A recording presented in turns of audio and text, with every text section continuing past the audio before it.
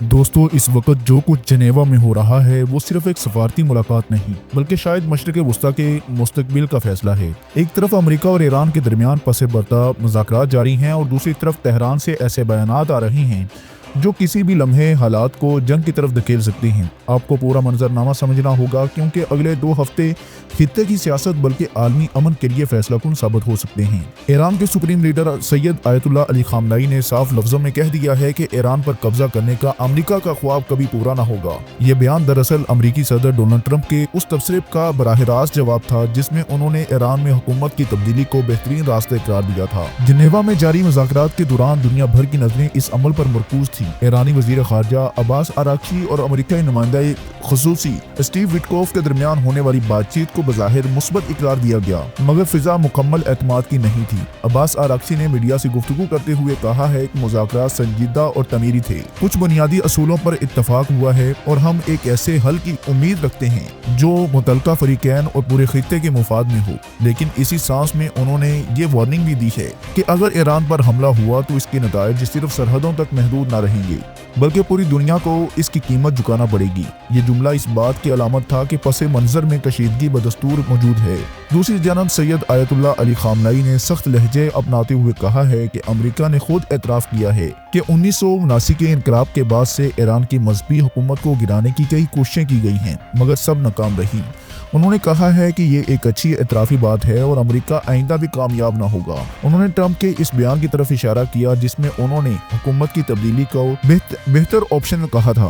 خامنئی نے مذہبی مثال دیتے ہوئے کہا کہ ایران کی قوم آج کے امریکہ جیسے طاقتور مگر بد اخلاقی طور پر کمزور نظام کے سامنے اپنے ایمان اور اصولوں سے دستبردار نہ ہوگی۔ انہوں نے کہا ہے کہ اگر کوئی مذاکرات ہوگا تو اس بنیاد نہیں ہو سکتا کہ ایران اپنے یورینیم افزودگی پروگرام کو صفر کر دے۔ ان کے الفاظ تھے کہ تم کہتے ہو آؤ تمہاری نیوکلیئر انرجی پر بات کریں اور نتیجہ یہ ہو کہ تمہارے پاس وہ انرجی ہی نہ رہے۔ یہ شرط ناقابل قبول ہے۔ یہ بیان جنیوا میں ہونے والی ملاقات کے چند گھنٹوں بعد سامنے آیا جس نے بظاہر یہ کہا ہے کہ سپریم لیڈر کا موقف واضح اور سخت ہے۔ امریکی موقف قدر محتاط مگر دباؤ پر مبنی تھا۔ ایک سینئر امریکی عہدیدار نے کہا ہے کہ کچھ پیش رفت ضرور ہوئی ہے مگر ایران ابھی تک بنیادی امریکی مطالبات ماننے کو تیار نہیں ہے۔ وائٹ ہاؤس نائب صدر جے ڈی وینس نے واضح کیا ہے کہ ایران کو اپنے ملک میں یورینیم افزودگی روکنی ہوگی اور اگر ایسا نہ ہوا تو تمام آپشنز بشمول فوجی کارروائی میز پر موجود ہیں۔ امریکی نمائندوں نے اشارہ دیا ہے کہ ایران کو تقریباً 2 ہفتوں کا وقت دیا جائے گا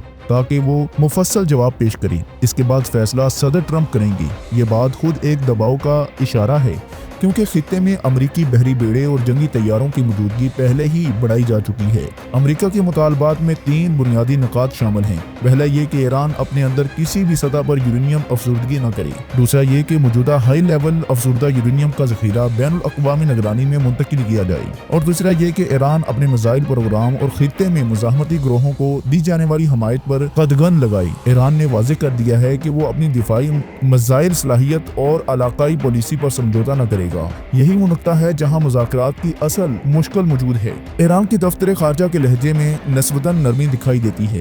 وہ گلائیڈنگ پرنسپل اور باہمی مفاد کی بات کرتے ہیں مگر سپریم لیڈر کا موقف اس پوری پالیسی کی سمت متعین کرتا ہے۔ ان کے ناراضی اور امریکہ پر عدم اعتماد کسی سے پوشیدہ نہیں۔ اس لیے سوال یہ ہے کہ آیا ایران سفارتی نرمی کو جاری رکھے گا یا سخت بیانات عملی پالیسی کی شکل اختیار کریں گے۔ امریکہ اس وقت عوامی سطح پر کسی بڑی کارروائی کا اعلان نہیں کر رہا بلکہ یہ پیغام دے رہا ہے کہ ایران کو اپنی نیوکلیئر کیپیبلٹی اور میزائل پالیسی میں بڑی تبدیلیاں کرنا ہوگی۔ ساتھ ہی فوجی تیاری بھی جاری ہے تاکہ اگر مذاکرات ناکام ہوئے تو کارروائی میں تاخیر نہ ہو۔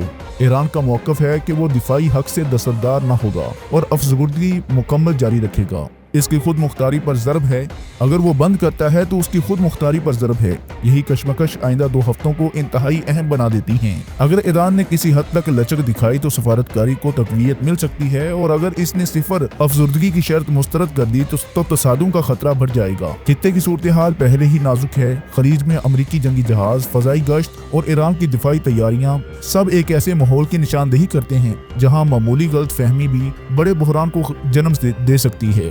آخرکار یہ معاملہ صرف ایران اور امریکہ تک محدود نہیں رہے گا بلکہ توانائی کی منڈیوں، عالمی معیشت اور علاقائی اتحادوں پر اثر انداز ہوگا۔ اسی لیے دنیا کی نظریں جنیوا پر مرکوز ہیں کہ آیا مذاکرات بارود کی بو کم کریں گے یا آنے والے دنوں میں ایک نیا تضاد جنم لے گا۔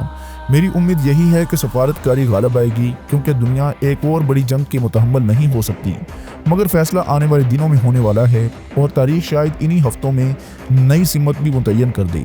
ناظرین، اگر آج کی یہ خاص ویڈیو آپ کو پسند آئی ہو تو اسے لائک کیجیے اور کمنٹ سیکشن میں اپنی قیمتی رائے کا اظہار لازمی کیجیے۔ اللہ ہم سب کا حامی و ناصر ہو۔ السلام علیکم ورحمۃ اللہ۔